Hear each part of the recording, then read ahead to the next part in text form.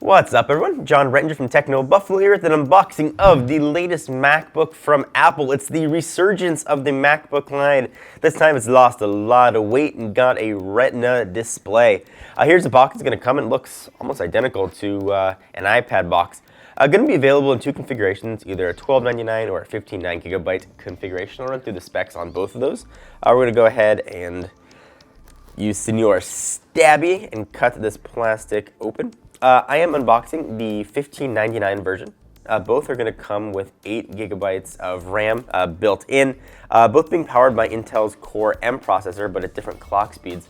It's going to depend whether you get a 1.1 or a 1.2 gigahertz, depending on which option you get, although you can be able to order both of those up to 1.3. Difference is also going to be in storage, either 256 or 512 SSD. Now this one has 512.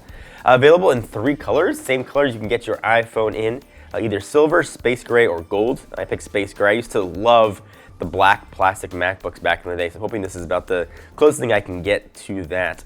I will go ahead and slide this up real fast. There it is, looking very svelte and dark. Go ahead and peel this thing off. Oh, so satisfying. Boom. Incredibly thin. We'll talk about that in a real quick second. Push all that off to the side. What are we going to have in the box? Single cable. You're probably saying to yourself, it doesn't look like a typical Apple cable. And to you, friend, I will say you are correct. This is a USB-C cable, which, aside from the 3.5mm headset jack, is the only port that Apple is going to include. And see, it's the same male end on both. It's a pretty long cable, too. Push all that off to the side. We've got inside of here, presumably some Apple stickers. MacBook, no, there are Apple stickers. The colors of the sticker look like they match the color of the MacBook you got. All that stuff off to the side. Here we've got the charger, which now just has that USB-C port on it. A few things you can do with USB-C. You can actually now charge your laptop using an external charger. So if you use something to charge your phone batteries, external battery pack, you can now charge your computer with that. It does a lot of other stuff. We did a whole video actually explaining what USB-C is. I'll put that in the link down below in case you want to check it out. It's got a 12-inch Retina display that's 2034 by 1440 with a 226 ppi. Powering this guy graphically is Intel HD Graphics 5300. Go ahead and open this sucker up. There's a lot of other differences here you'll see almost immediately. Push that off. This almost edge-to-edge keyboard. Now, Apple said they had to design a brand new keyboard mechanism for this using a butterfly mechanism. Essentially what that's going to translate to, no real jiggle at all in the keys, but also not much throw. You can definitely feel it as you type, but it's not a huge sort of up and down motion you get with other Apple keyboards or other keyboards in general. Now, each key now has its own LEDs. They all are LED backlit. A big story here is this gigantic trackpad using something new called Force Touch.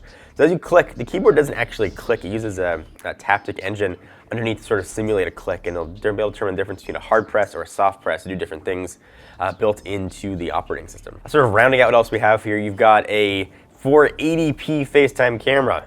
You heard me correctly, 480p FaceTime camera. Let's do a real quick tour of the laptop. I think it looks pretty nice here in space gray, actually.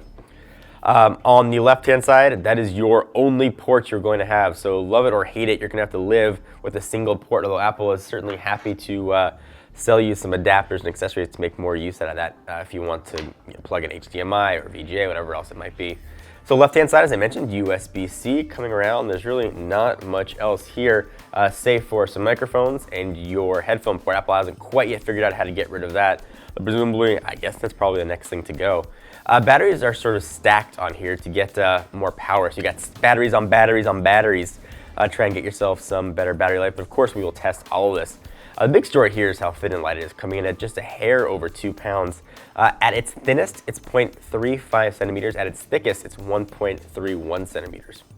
So the MacBook, I think, creates kind of a weird situation in Apple's lineup. The MacBook is all about thin and light, which used to be what the Air was all about. So not sure what's going to happen with Apple's lineup, but for comparison, here we've got a 11-inch MacBook Air, which up until today felt very thin and very light. You can see the difference here between those two. And of course, when you open them up, you can see the difference on what the bezels look like and non-Retina screen in the MacBook Air. We've tested the Core M processor before. We played some light gaming on it. I'm really curious how it's going to perform with some lighter gaming, some heavier gaming, and of course, we will do a ton of tests in here. This is also a completely fanless design. Apple was able to completely shrink the motherboard to almost relatively nothing, and also to make room for more batteries. So it should get a little bit hot, but not going to sort of scorch your business when you got this thing on your lap. Anything you want to see particular about the new MacBook, let us know. Make sure we cover it in our test.